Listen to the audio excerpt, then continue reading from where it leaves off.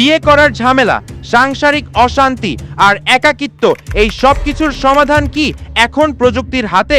চীন এমন কিছু তৈরি করছে যা শুনলে আপনি চমকে যাবেন। বিজ্ঞানীরা বলছেন মানুষের অভাব পূরণ করতে তারা এখন রোবোটিক সঙ্গী বা এআই পার্টনার তৈরিতে মন দিয়েছে। পরিস্থিতি এমন দাঁড়িয়েছে যে অনেকে বলছেন ভবিষ্যতে হয়তো আর বিয়ে করারই প্রয়োজন পড়বে না। কিন্তু কেন চীন এই পথে হাঁটছে? চলুন আজ বিস্তারিত জেনে নিই।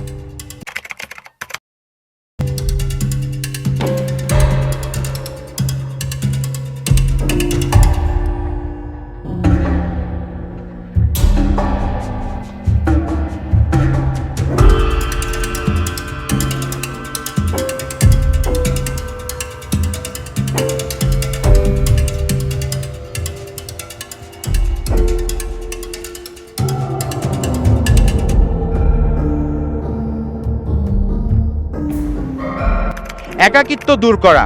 চীনের বিশাল জনসংখ্যা এখন একাকিত্বে ভুগছে। এই অভাব পূরণ করতেই তারা বানাচ্ছে ইমোশনাল ইন্টেলিজেন্ট রোবট।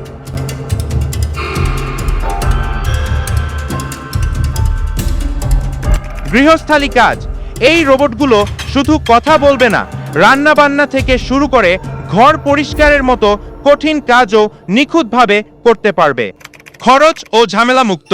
একটি বিয়ের বিশাল খরচ এবং পরবর্তী সামাজিক দায়িত্ব এড়াতে অনেক তরুণ এখন এই রোবোটিক টেকনোলজির দিকে ঝুঁকছে।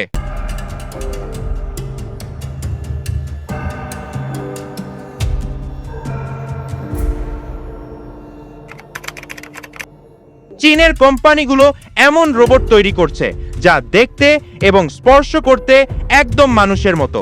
এদের ত্বকে ব্যবহার করা হয়েছে বিশেষ সিলিকন এবং ভেতরে রয়েছে উন্নত কৃত্রিম বুদ্ধিমত্তা এআই। আপনার মেজাজ বুঝে এরা গান শোনাবে, আপনার সাথে তর্কে জড়াবে না এবং সব সময় আপনার অনুগত থাকবে। কিন্তু প্রশ্ন হলো, একটি যন্ত্র কি কখনো মানুষের হৃদস্পন্দন বা নিঃস্বার্থ ভালোবাসার বিকল্প হতে পারে?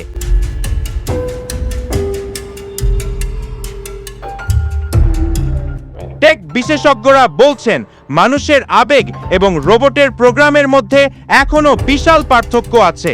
তবে একাকিত্বের এই যুগে চীন যেভাবে এগিয়ে যাচ্ছে তাতে রোবোটিক সঙ্গী হওয়া এখন সময়ের ব্যাপার মাত্র। প্রযুক্তি আমাদের জীবন সহজ করছে ঠিকই, কিন্তু মানুষের জায়গা কি রোবট নিতে পারবে? বিয়ে করা বা না করা হয়তো ব্যক্তিগত সিদ্ধান্ত, কিন্তু একটি যান্ত্রিক সঙ্গীর সাথে জীবন কাটানো কি আসলেই সুখের হবে? Can you tell me more about its efficiency? The data indicates a significant improvement in energy conservation. Yes, Aura, my designation is to provide support.